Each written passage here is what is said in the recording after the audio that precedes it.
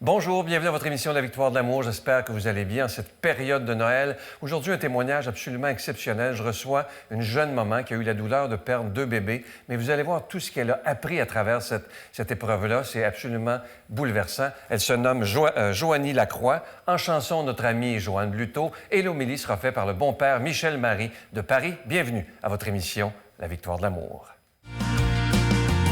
Si tu m'as donné ta vie, je te donne la mienne. Dans le froid de la nuit, mon cœur t'appartient. Et quand la tristesse arrive, je sais tu es là, toujours près de moi. Bonjour, Joanie. Allô, merci Sylvain. d'être là. Je dois te dire, quand je me préparais hier, j'avais hâte de voir qui était cette femme. Ah oui?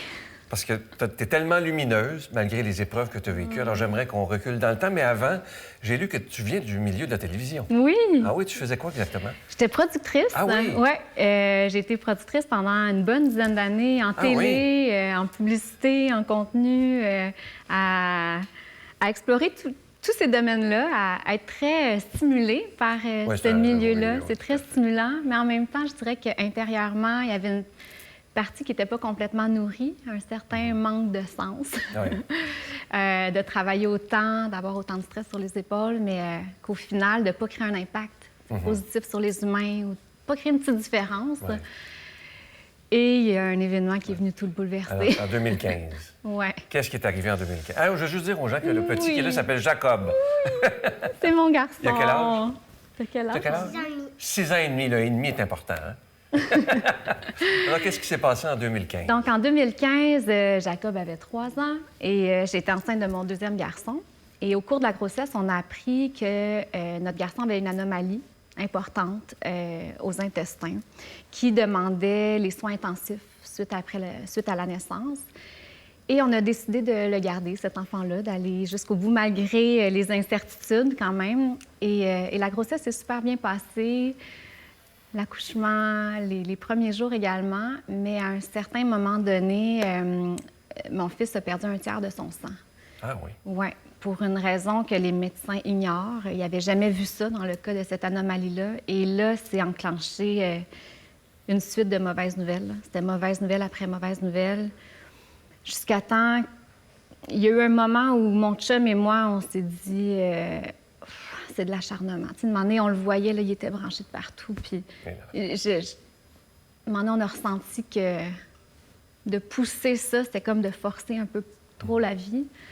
Et là, on a pris la décision la plus difficile de notre vie. Mais tu lui as parlé à Thomas, je crois. Hein? Ah oui, j'ai parlé à Thomas. En fait... Il s'appelait Thomas. Il s'appelait Thomas. Thomas, en fait, quand je voyais que ça commençait à aller de moins en moins bien, moi, je disais, tu ne me mets pas dans une zone grise, là. Tu sais, si tu veux vivre, montre-moi-le clairement. Puis si c'est l'autre chemin, montre-moi-le clairement. C'est tellement difficile pour une maman de prendre une décision d'accompagner son enfant aux soins palliatifs. Puis finalement, c'est suite à une des interventions chirurgicales où les chirurgiens m'ont dit qu'il lui restait plus d'intestin. En fait, c'est ça. Là, je ne sais pas à quel point on va dans les détails, mais son état de santé était vraiment... C'était très difficile. Et c'est là que moi, je me suis dit, OK, tu sais, je lis mon message. Puis j'ai accepté d'arrêter de forcer la vie, justement. Puis là, on a décidé de l'accompagner aux soins palliatifs, de l'accompagner dans des soins de confort, puis il est décédé dans nos bras. Il y avait combien de jours? Il y avait 4 jours. Et là là. Oui, il y avait 4 jours. Et qu'est-ce qui se passe dans le cœur d'une maman? C'est tellement difficile. C'est tellement difficile parce que, surtout moi, j'avais tellement peur de la mort avant. Ouais.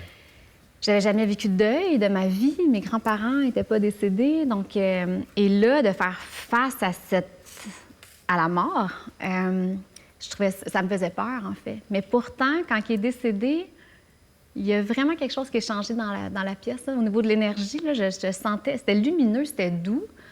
Et je trouvais ça vraiment apaisant, en fait. Et même 10 minutes avant de mourir, il m'a regardé dans les yeux, Thomas. Mais physiquement, il n'était pas capable d'ouvrir les yeux. Là. Il était sous des sédatifs tellement puissants. Ah, puis il a réussi à te regarder. Oui, on s'est regardé. Donc, physiquement, c'était comme impossible. Puis dans ce regard-là, c'était comme s'il me disait espoir. Tu sais. Il y avait quelque chose, on se regardait, j'ai l'impression de regarder les yeux de l'âme. C'était vraiment Comme s'il spécial. ne mourrait pas, finalement. Oui, il y avait comme c'était comme un grand sage là, en arrière de ça. Puis il me disait comme, fais confiance, tu sais, fais confiance. Ah, c'est touchant, ça. Oui, c'était vraiment spécial. C'est un cadeau qu'il t'a fait, hein? Oui, c'était vraiment spécial. Puis c'est pour ça que c'était particulier, parce qu'il y avait la grande douleur, mais cohabitait aussi. Je le ressentais en moi. Je le ressentais en moi. Et là, j'ai eu une grande crise de sens à travers cette douleur-là. Je pense que quand tu viens, là, je me sentais tellement dénudée, en fait, de tous mes repères, là, et de tous mes modèles. Et là, pour moi, j'avais besoin de créer du sens dans ma vie. Là, je me disais, là, moi, je suis en santé, qu'est-ce que je fais de ma vie? Tu sais? Puis Mais est-ce que tu t'es, excuse-moi, Oui. est-ce que tu t'es révoltée à ce moment contre la vie, contre Dieu, contre... Pourquoi? Non, je me suis pas révoltée. J'avais énormément de peine, par exemple. Mais j'avais pas beaucoup de colère. C'était vraiment... j'avais juste tellement de peine. Je pleurais. Mais j'avais découvert la méditation dans ma grossesse. Donc, d'accueillir ces émotions, de les laisser être dans le corps, de respirer aux endroits où ça faisait mal. Donc, j'avais comme la grossesse et l'incertitude, puis moi qui étais tellement habituée de contrôler tout, là, ça m'amenait dans des zones où j'avais pas le contrôle, puis ça m'a aidé, ça aussi, quand il est décédé, tu sais, de me dire, OK, ça fait mal, mais plonge dans la douleur, puis respire à cet endroit-là, puis c'est ce que je faisais, une émotion à la fois. Puis entre ces moments-là de grand tsunami émotionnel, bien, il y avait une paix qui s'installait, où je prenais aussi un petit peu d'auteur. Puis les mois... Le deuil, ça prend du temps aussi. Je pense que j'ai accepté que ça allait prendre du temps. Dans notre société, on est dans une société où c'est une société de performance. Faut qu'on... Et la mort est tabou, on fait vite. Et la mort est tabou, donc on ne veut pas la vivre, ça fait mal, on met ça de côté. Puis moi, je me suis dit, non, je vais la vivre, je vais plonger dedans. Puis le jour que... Souvent, je compare un peu la mort, la vie, hein, c'est des cycles, un peu comme les saisons. Là, je me disais, là, je suis en hiver, là, dans un hiver intérieur. Bien, je vais plonger dans l'hiver. Puis un jour, quand ça sera le printemps, bien, je serai prête. Puis c'est ce qui s'est passé en plongeant vraiment dans la douleur. Mais une moment donné, je sentais que... Tu n'as pas fui, finalement. Non, j'ai pas fui. Puis ça m'a amené une sérénité, tout ça aussi. Est-ce que tu as senti, après le décès du petit Thomas, que finalement, il était plus vivant que jamais? Oui, vraiment. Il était vivant en moi, en fait. Puis en me faisant perdre tous mes repères, en même temps, il me ramenait tellement à l'essentiel. C'est cliché, là, mais... C'était ça, là. Moi, j'allais tellement vite dans ma vie, puis je me voyais pas vivre autrement. Là, c'est quoi, hein? Exactement. Et là, ça venait tout bousculer, puis me dire, ben toi, comme t'es venu sur Terre, pourquoi, là? Tu sais, c'était quasiment ça, là. J'avais une grande crise existentielle, puis de me dire, ben t'es productrice, tu connais le milieu de la télé, de la vidéo, qu'est-ce que tu peux faire avec ça qui va servir, servir un mieux-être? Et c'est là que j'ai commencé à me dire, ben moi, ce que j'ai besoin d'entendre présentement, c'est d'entendre des gens qui ont vécu des grandes épreuves de vie, mais qui les ont transformées en force, qui se sont transformés, puis qui ont créé des beaux projets ou qui ont créé une vie plus alignée. Tu voulais te sentir utile, finalement. Je voulais me sentir utile, puis j'avais besoin de voir que c'était possible aussi. J'avais comme besoin d'espoir dans tout ça, puis j'avais besoin de m'inspirer de leur prise de conscience, puis de leur transformation. Et connaissant beaucoup de monde dans le milieu de la télé, je me disais, bien, y a-t-il du monde qui a envie d'embarquer avec moi? Puis là, c'était tellement beau, c'est fou, hein, quand des fois, on s'aligne sur le chemin qu'on est censé faire.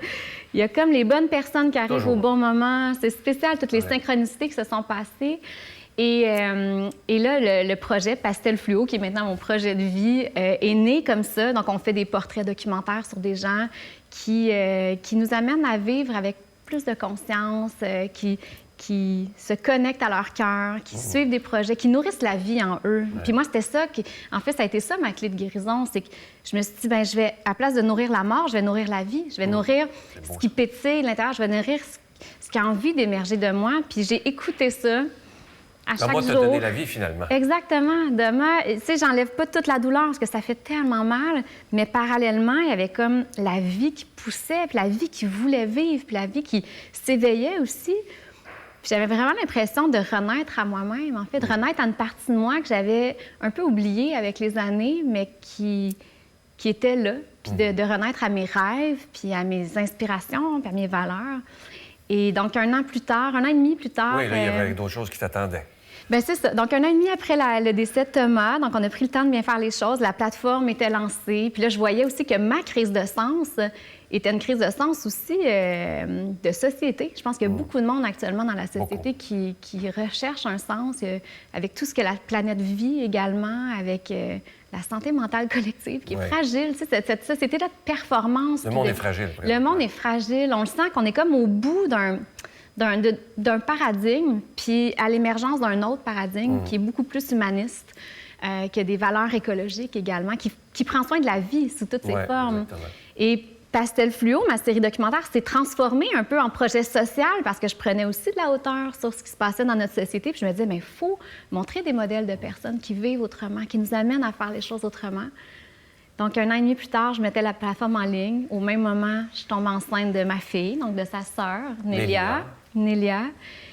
Et après 2 garçons, c'était vraiment un bonheur, je dirais, de ressentir cette présence-là féminine en moi. Puis Nélia, elle n'avait pas d'anomalie, donc c'était une grossesse très, très douce. J'étais vraiment sur un nuage jusqu'à 6 mois de grossesse, où il y a un jour où je la sens plus bouger. Puis, et j'ai vraiment pas un bon feeling cette journée-là. Donc, on se rend à l'hôpital avec Jacob, avec son papa aussi, pour vérifier que tout était beau. Puis là, à l'hôpital, c'est vraiment le scénario qu'aucune femme enceinte veut vivre. Là. Ils ne trouvaient pas le cœur. Puis là, ils m'ont transférée dans une salle, à côté d'une salle d'accouchement. Puis là, t'entends les cœurs des bébés, comme dans toutes les... Tu sais, Puis là, le médecin, à l'échographie, moi, je n'étais pas capable de regarder l'image. Là. Je faisais juste regarder le médecin, puis juste avoir un regard d'espoir, de me dire, dis-moi pas ce que je veux pas entendre. Puis finalement, il finit par me dire, je suis désolée. Le cœur de votre bébé vient de s'arrêter, ça fait quelques heures. Et là, je savais, là, qu'est-ce qui m'attendait, là. Puis je me disais, ça se peut pas. Hey, 2 coups sur coup, là.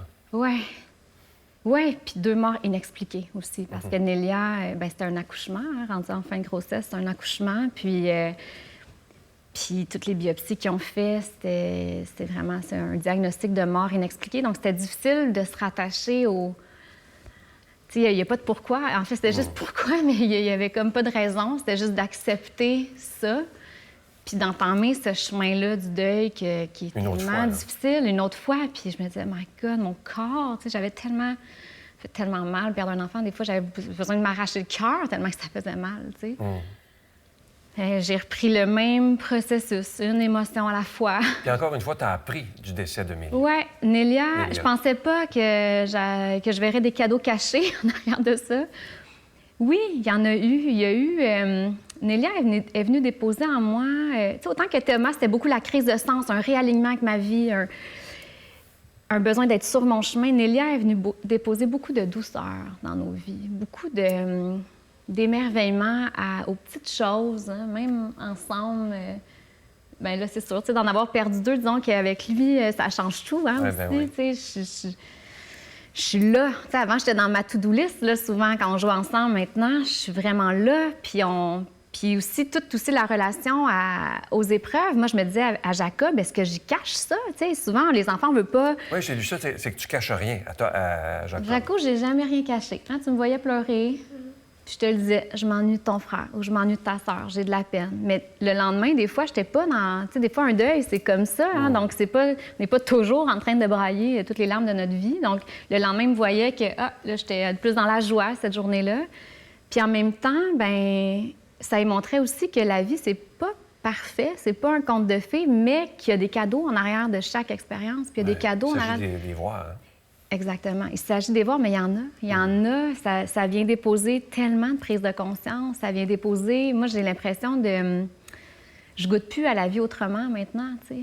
Puis ça change tout. Là. Je vis avec la conscience de la mort aussi. Tu sais, on est dans une société où on veut pas trop entrer en contact avec la mort. On veut pas savoir qu'elle existe. On veut pas savoir que ceux qu'on aime vont un jour partir. Mais moi, maintenant, de l'avoir vu de mes yeux 2 fois, mais là... Je sais que la vie est fragile. Là, c'est plus juste des paroles, c'est comme intégré dans ma conscience, puis dans mon quotidien, en fait. Puis même à Jacob, tu sais, je m'assure de toujours le connecter avec son cœur, Jacob, tu sais. Puis... Et je pense que ça doit nous apprendre, surtout dans cette période de Noël, il nous reste plus de temps presque, Oui. à se dire des je t'aime finalement, parce que la vie est fragile. Vraiment, des je t'aime, puis c'est ça, d'aimer, puis c'est ça. C'est vraiment quétaine, mais c'est vraiment Ben, c'est ça. vrai. C'est comme l'essentiel. C'est sain. C'est un beau message à quelques jours de Noël. Écoute, moi, je t'écouterai pendant des heures. Et j'espère que tu vas revenir parce que tu as tellement de belles choses, je t'écouterai vraiment. Tu as une bonne moment, hein? C'est un grand enseignant aussi. Oui, tu disais ça, c'est un peu ton professeur. Ah, Jacob, c'est ça. On est maître et enseignant C'est magnifique. de part et d'autre. Je vous offre à tous les deux une très, très belle chanson. Une belle chanson de Noël interprétée par quelqu'un qu'on aime beaucoup, Joanne Bluteau. Noël, c'est l'amour. Merci.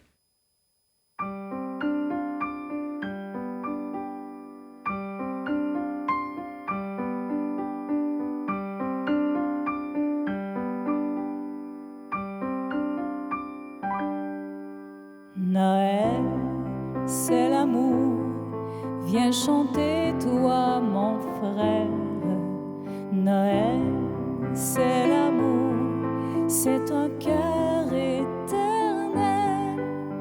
Au temps de ma mère, sa voix familière chantait douce et claire, un enfant est né. La voix de ma mère, amour et prière. La voix de ma mère qui m'a tant donné. Noël, c'est l'amour dans les yeux de l'enfance. Noël, c'est l'amour le plus beau, le plus grand. Un monde s'avance d'un peu d'espérance. Un ange qui danse auprès d'un enfant. Des lumières dans la neige, 1000 étoiles du berger. Et les hommes en cortège vont chanter la joie d'aimer. Noël, c'est l'amour dans les yeux de l'enfance. Noël, c'est l'amour le plus beau, le plus grand. La voix de ma mère, amour et prière. La voix de ma mère qui m'a tant donné. Noël, c'est l'amour, viens chanter toi mon frère. Noël, c'est l'amour, c'est un cœur éternel. Reviens-moi mon frère et vois la lumière. La belle lumière qui descend du ciel. Et moi sur la terre, j'entends douce et claire ta voix, ma mère, qui chantait Noël, c'est l'amour.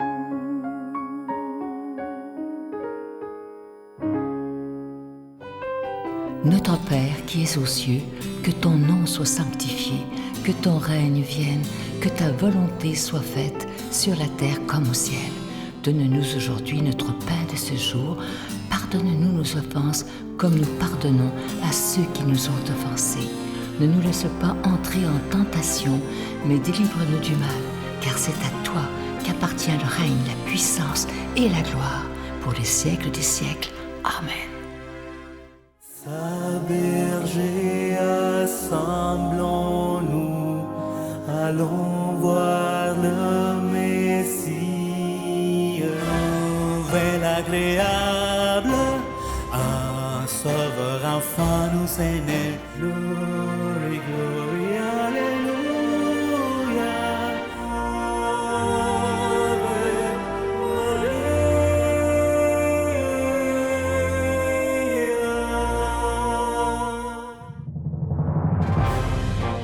compagnie du père Michel Marie, Marcia Pilote, Sœur Angèle, Éloi Gillard, Stéphane Roy, Brigitte Bédard et Sylvain Charon. En chanson, Mélissa Bédard, Jean-Pierre Fumanti, Jessica Poulain et Miguel Padilla. Et un mini-spectacle de l'unique Natacha Saint-Pierre et Grégory Turpin.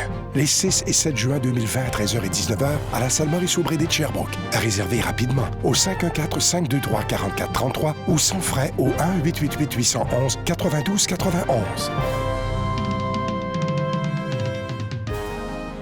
Je suis tellement content de vous parler de ce magnifique cadeau du mois de décembre, une belle exclusivité de la Victoire de l'amour. On en est tellement fiers. Il s'agit du pendentif de la Vierge Marie et l'Enfant. Et vous allez voir au bout du pendentif un magnifique petit zircon qui représente l'étoile de Bethléem. Ce bijou, il est déjà béni et je vous rappelle qu'il est fabriqué, il est plaqué, nickel argenté. Et vous le recevrez avec un don de 25 $. Et si vous en voulez deux, avec un don de 40 $ parce que ça se donne bien en cadeau. Et je veux prendre le temps de vous dire merci de tout cœur de votre don spécial de Noël. C'est un peu comme si vous faisiez un cadeau de Noël à Jésus lui-même afin que sa parole soit annoncée comme il nous le demande. Alors, je vous donne l'adresse et je vous rappelle que lorsque vous faites un don à la Victoire de l'amour, souvenez-vous bien de ceci. Vous devenez des protecteurs de la foi. Je vous donne l'adresse. La Victoire de l'amour, case postale 120, succursale Boucherville à Boucherville, le J4B 5E6. Je vous la redonne. La Victoire de l'amour, case postale 120, succursale Boucherville à Boucherville, le J4B 5E6. Également par téléphone, par carte de crédit du lundi au vendredi de 8h30 à 16h30 dans le 514-523-4433, 523-4433 ou sans frais le 1-888-811-9291, 1-888-811-9291 et aussi sur notre site Internet. Vous savez que c'est une façon très rapide, sécuritaire et efficace de faire votre don et c'est très, très rapide et facile. C'est le www.lavictoiredelamour.org. Je vous rappelle ce magnifique cadeau du mois, le pendentif de la Vierge Marie et Enfant, orné d'un petit zircon qui représente l'étoile de Bethléem. Et ce bijou, il est déjà béni. Merci de tout cœur. Qui n'a jamais rêvé de recevoir une lettre du Christ? Eh bien, la voici, le tout nouveau livre du Père Michel Marie, D'un amour brûlant aux éditions Artege. Enfin disponible au Québec dans toutes les bonnes librairies.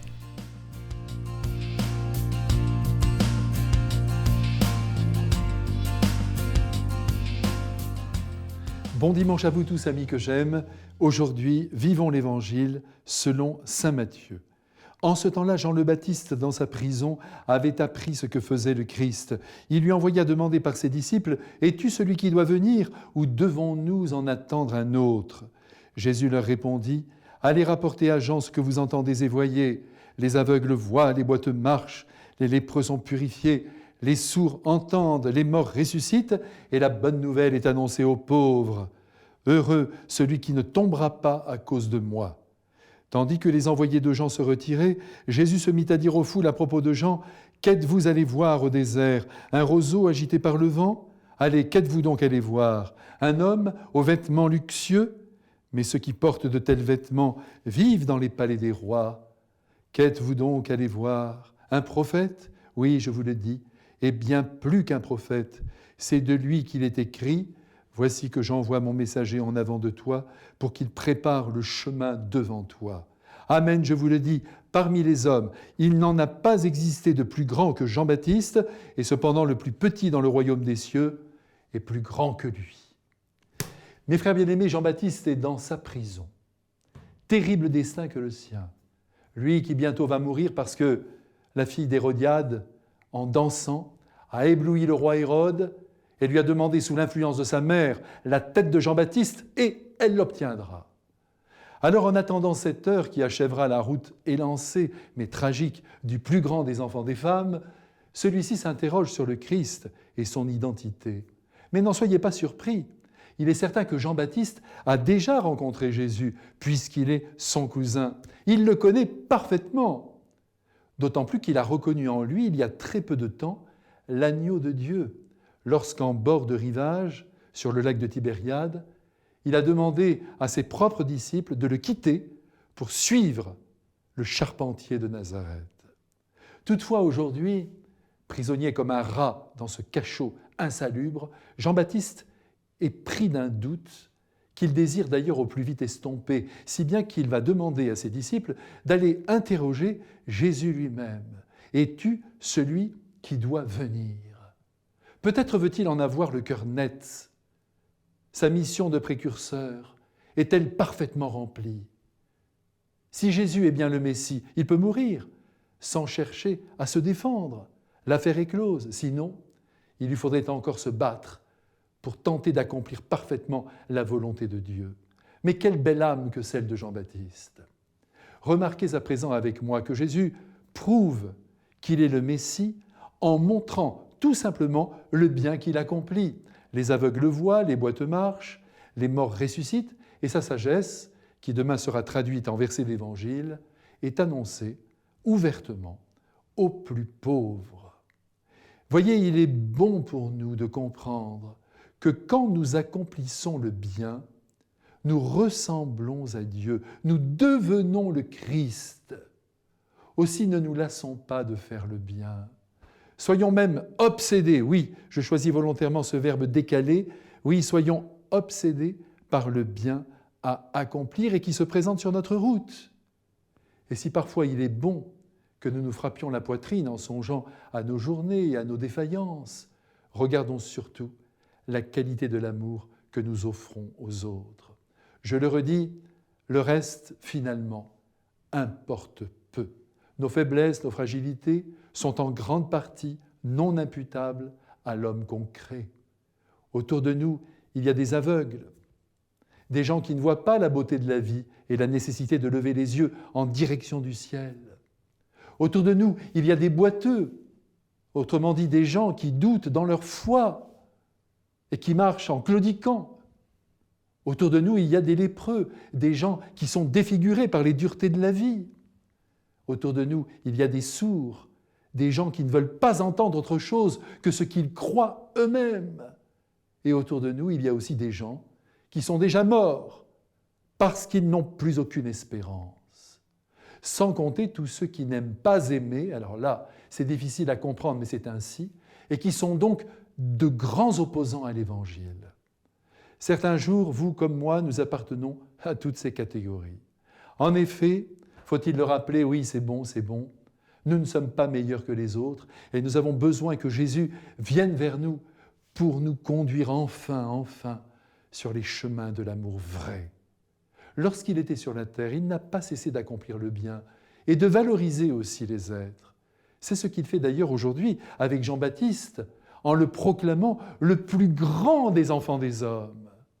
Et bien que le Messie nous donne d'estimer tout homme et de le conduire, si c'est possible, jusque dans ses bras qui maintenant nous en serrent en nous bénissant avec le Père et le Saint-Esprit. Amen. Je vous salue Marie, pleine de grâce.